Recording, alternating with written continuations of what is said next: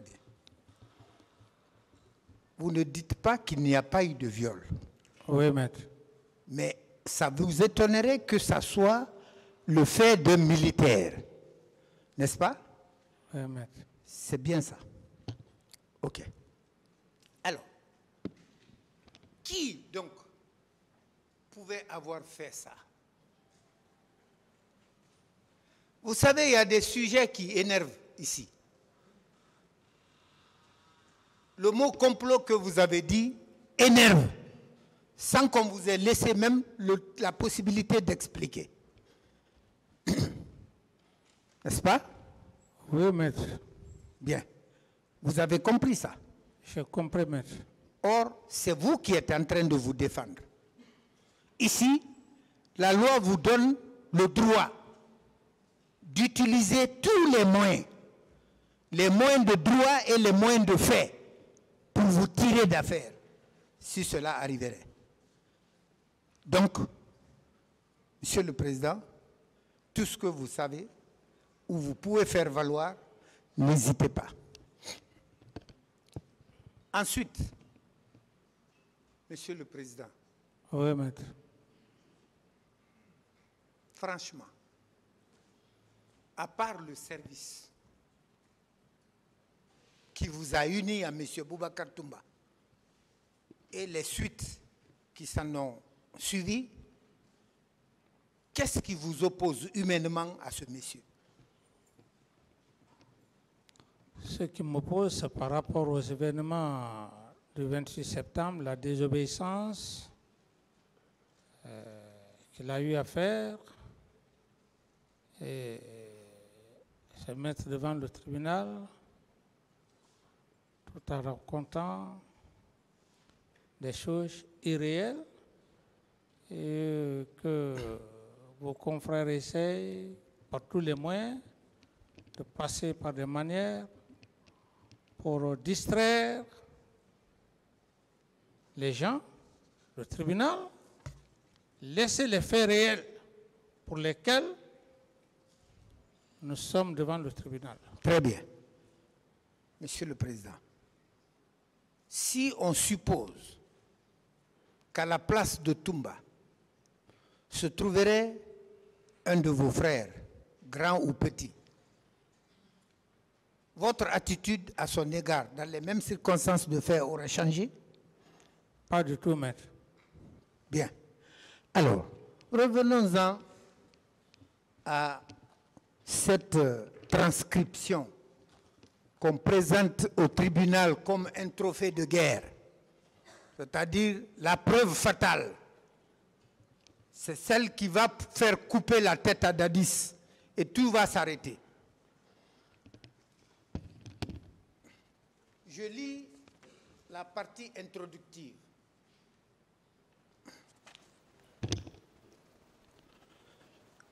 Il est bien transcrit en gras. On a suivi le procès depuis le début jusqu'à aujourd'hui. Je pense qu'il y a une chose que les Guinéens ne retiennent pas. Ce sont des petites questions qu'on doit se poser. Et si on se pose ces questions-là, avant tout, je vais d'abord commencer à me présenter. J'ai été au service de renseignement angolais depuis 2002 jusqu'en 2007. C'est-à-dire quand Dadis est arrivé au pouvoir, il y a eu, comme on dit, il y a eu un accord qui a été signé avec le gouvernement du MPLA par rapport à la formation liée au service des renseignements militaires.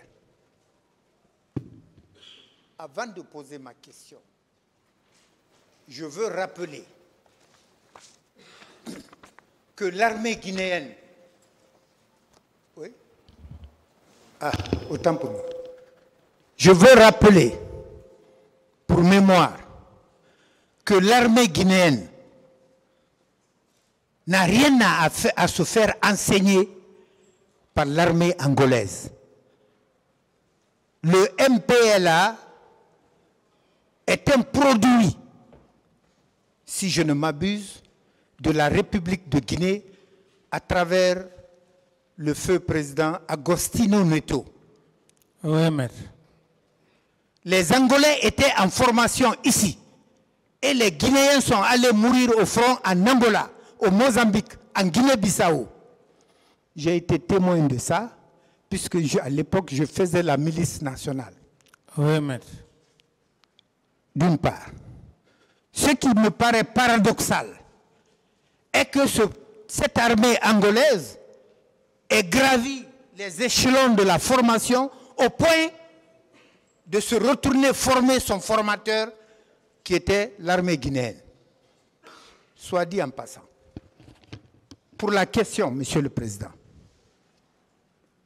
on dit que c'est dans le cadre d'un accord signé avec le gouvernement. Donc, un accord officiel.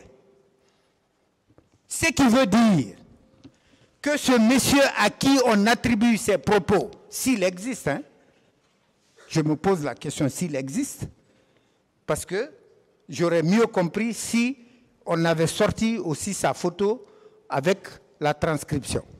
Si ce monsieur existe, qu'est-ce qui l'oblige à adopter l'anonymat que de venir officiellement, puisqu'il a agi dans le cadre d'une convention entre État et État? Pourquoi ne viendrait pas-il à visage découvert, officiellement comparaître et témoigner, que de se retrancher devant ce qu'on appelle audio sur les réseaux sociaux? Vous vous accordez du crédit à ça? Non, maître, je n'accorde pas de crédit. C'est pourquoi j'ai dit que c'est un non-événement. Et vous verrez d'ailleurs, maître, le scénario est plus que tout, c'est un inconnu vulgaire qu'ils ont essayé de lui donner certes de l'argent, et ce qui est paradoxal,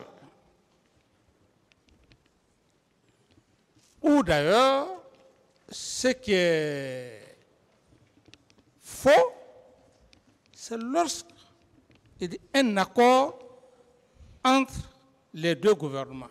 Oui. Maître,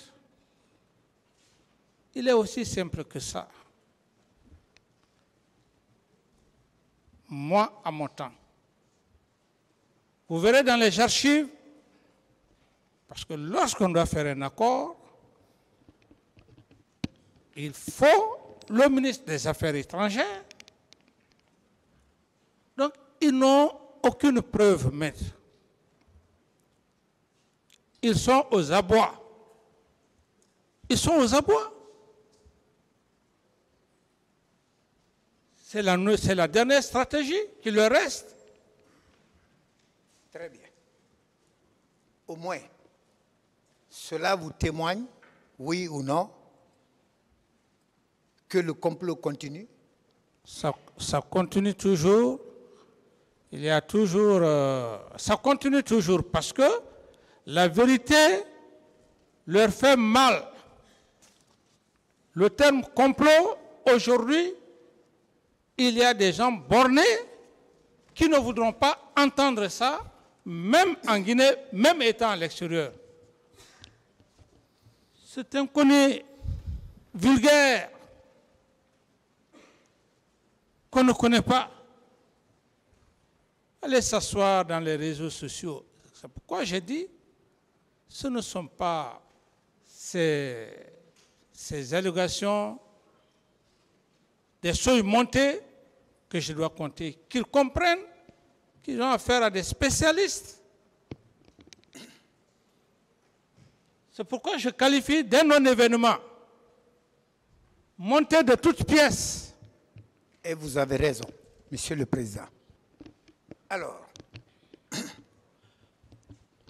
on a cité bon nombre de personnes qu'on souhaitait, ou qu'on souhaite toujours d'ailleurs, confronter à vous. Et sagement, vous avez répondu que cette décision ne vous appartenait pas, ça revenait au tribunal lorsqu'il le jugera nécessaire, n'est-ce pas? Oui, maître. Cela ne traduit pas votre volonté de ne rien laisser dans l'ombre dans ce dossier? Au prix de ma vie, maître. Très bien.